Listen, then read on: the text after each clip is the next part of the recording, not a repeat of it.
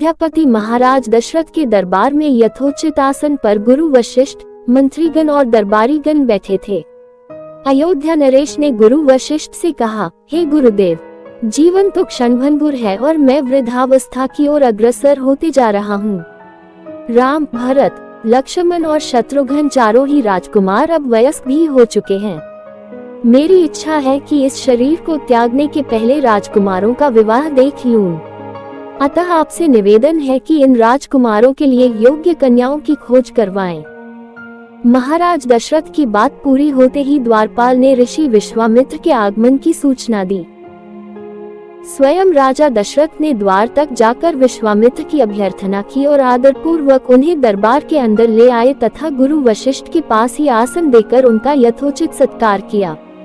कुशलक्षेम पूछने के पश्चात राजा दशरथ ने विनम्र वाणी में ऋषि विश्वामित्र से कहा, हे मुनिश्रेष्ठ, आपके दर्शन से मैं कृतार्थ हुआ तथा आपके चरणों की पवित्र धूलि से यह राजदरबार और संपूर्ण अयोध्यापुरी धन्य हो गई। अब कृपा करके आप अपने आने का प्रयोजन बताएं। किसी भी प्रकार की आपकी सेवा करके मैं स्वयं को अत्यंत भाग्यशाली समझूंगा। राजा के विनयपूर्ण वचनों को सुनकर मुनि विश्वामित्र बोले, हे राजन, आपने अपने कुल की मर्यादा के अनुरूप ही वचन कहे हैं। इक्ष्वाकु वंश के राजाओं की श्रद्धा भक्ति गौ, ब्राह्मण और ऋषि मुनियों के प्रति सदैव ही रही है। मैं आपके पास एक विशेष प्रयोजन से आया हूँ। समझिए कि कुछ मांगने के लिए आया हूँ। यदि आप मुझे वांछित वस्तु देने का वचन दे तो मैं अपनी मांग आपके सामने प्रस्तुत करूँ। आपके वचन न देने की दशा में मैं बिना कुछ मांगे ही वापस लौट जाऊंगा। महाराज दशरथ ने कहा, हे ब्रह्मर्षि, आप निसंकोच अपनी मांग रखें। संपूर्ण विश्व जानता है कि रघुकुल के राजाओं का वचन ही उनकी प्रतिज्ञा होती है। आप मान तो मैं अपना शीश काटकर भी आपके चरणों में रख सकता हूँ। उनके इन वचनों से आश्वस्त ऋषि विश्वामित्र बोले, राजन, मैं अपने आश्रम में एक यज्ञ कर रहा हूँ। इस यज्ञ की पूर्णाहुति के समय मारीच और सुबाहु नाम के 2 राक्षस आकर रक्त, मांस आदि अपवित्र वस्तुएं यज्ञ वेदी में फेंक देते हैं। इस प्रकार यज्ञ पूर्ण नहीं हो पाता। ऐसा वे अनेक बार कर चुके हैं। मैं उन्हें अपने तेज से श्राप देकर नष्ट भी नहीं कर सकता, क्योंकि यज्ञ करते समय क्रोध करना वर्जित है। मैं जानता हूँ कि आप मर्यादा का पालन करने वाले ऋषि मुनियों के हितैषी एवं प्रजावत्सल राजा हैं। मैं आपसे आपके ज्येष्ठ पुत्र राम को मांगने के लिए आया हूँ, ताकि वह मेरे साथ जाकर राक्षसों से मेरे यज्ञ की रक्षा कर सके और मेरा यज्ञानुष्ठान निर्विघ्न पूरा हो सके। मुझे पता है कि राम आसानी के साथ उन दोनों का संहार कर सकते हैं। अतः केवल 10 दिनों के लिए राम को मुझे दे दीजिए। कार्य पूर्ण होते ही मैं उन्हें सकुशल आपके पास वापस पहुंचा दूंगा। विश्वामित्र की बात सुनकर राजा दशरथ को अत्यंत विषाद हुआ। ऐसा लगने लगा कि अभी वे मूर्छित हो जाएंगे। फिर स्वयं को संभाल कर उन्होंने कहा, मुनिव, राम अभी बालक है। राक्षसों का सामना करना उसके लिए संभव नहीं होगा। आपके यज्ञ की रक्षा करने के लिए मैं स्वयं ही जाने को तैयार हूँ। विश्वामित्र बोले, राजन, आप तनिक भी संदेह न करें कि राम उनका सामना नहीं कर सकते। मैंने अपने योगबल से उनकी शक्तियों का अनुमान लगा लिया है। आप निश्चिंत होकर राम को मेरे साथ भेज दीजिए। इस पर राजा दशरथ ने उत्तर दिया, हे मुनिश्रेष्ठ, राम ने अभी तक किसी राक्षस के माया प्रपंचों को नहीं देखा है और उसे इस प्रकार के युद्ध का अनुभव भी नहीं है। जब से उसने जन्म लिया है, मैंने उसे अपनी आंखों के सामने से कभी ओझल भी होने नहीं दिया है। उसके वियोग से मेरे प्राण निकल जावेंगे। आपसे विनय है कि कृपा करके मुझे ससैन्य चलने की आज्ञा दें। पुत्र मोह से ग्रसित होकर राजा दशरथ को अपनी प्रतिज्ञा से विचलित होते देख ऋषि विश्वामित्र आवेश में आ गए। उन्होंने कहा, राजन, मैं नहीं जानता था कि रघुकुल में अब प्रतिज्ञा पालन करने की परंपरा समाप्त हो गई है। यदि जानता होता तो मैं कदापि नहीं आता। लो, मैं अब चला जाता हूँ।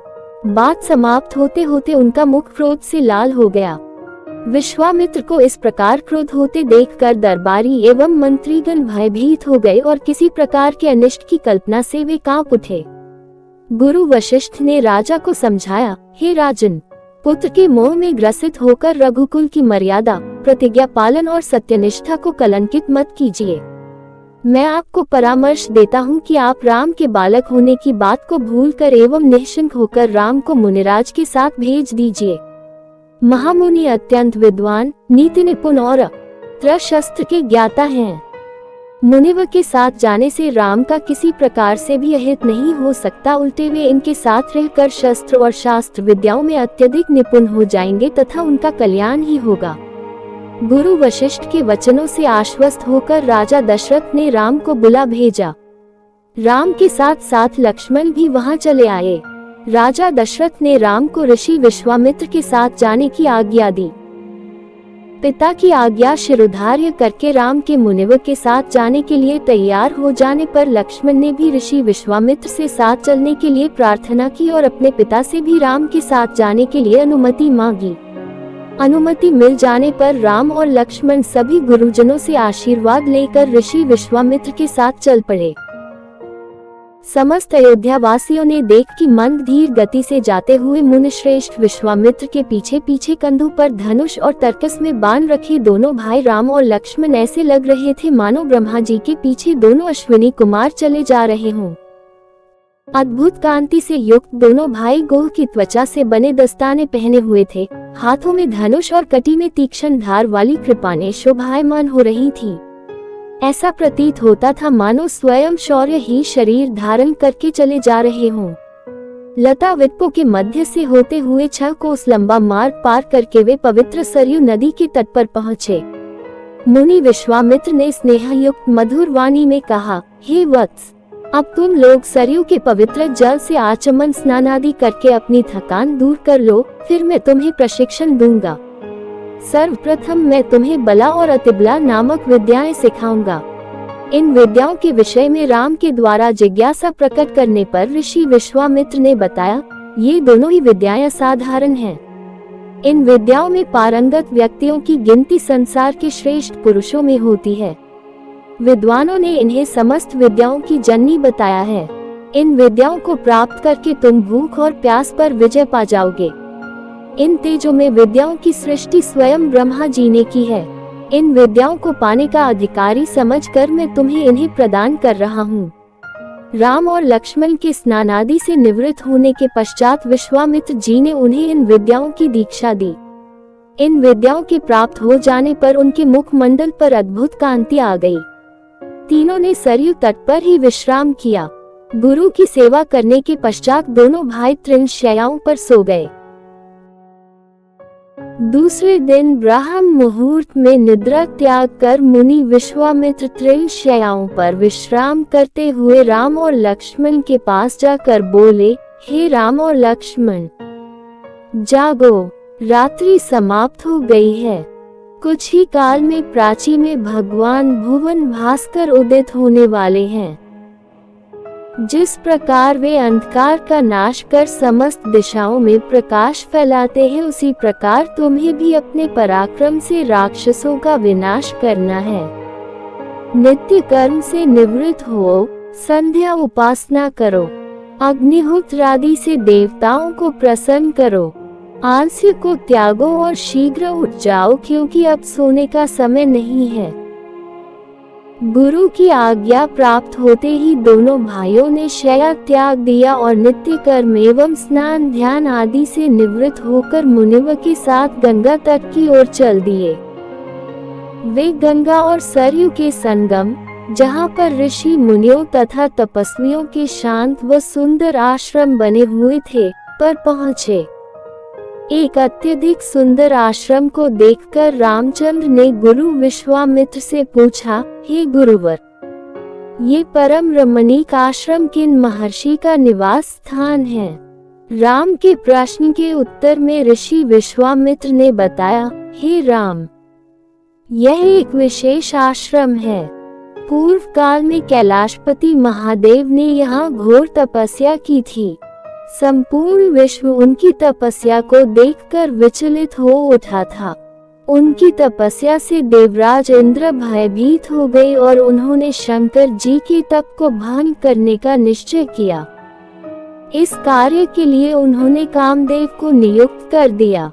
भगवान शिव पर कामदेव ने एक के बाद एक कई बाण छोड़े, जिससे उनकी तपस्या में बाधा पड़ी। क्रोध होकर महादेव ने अपना तीसरा नेत्र खोल दिया। उस तीसरे नेत्र की तेजोमय ज्वाला से जलकर कामदेव भस्म हो गए। देवता होने के कारण कामदेव की मृत्यु नहीं हुई, केवल शरीर ही नष्ट हुआ। इस प्रकार अंग नष्ट हो जाने के कारण उसका नाम अनंग हो गया और इस स्थान का नाम अंगदेश पड़ गया। ये भगवान शिव का आश्रम है, किंतु भगवान शिव के द्वारा यहाँ पर कामदेव को भस्म कर देने के कारण इसे कामदेव का आश्रम भी कहते हैं। गुरु विश्वामित्र की आदेशानुसार सभी ने वहीं रात्रि विश्राम करने का निश्चय किया। राम और लक्ष्मण दोनों भाइयों ने वन से कंद मूल फल लाकर मुनिव को समर्पित किए और गुरु के साथ दोनों भाइयों ने प्रसाद ग्रहण किया। तत्पश्चात स्नान, संध्या, उपासना आदि से निवृत्त होकर राम और लक्ष्मण गुरु विश्वामित्र से अनेक प्रकार की कथाएं तथा धार्मिक प्रवचन सुनते रहे।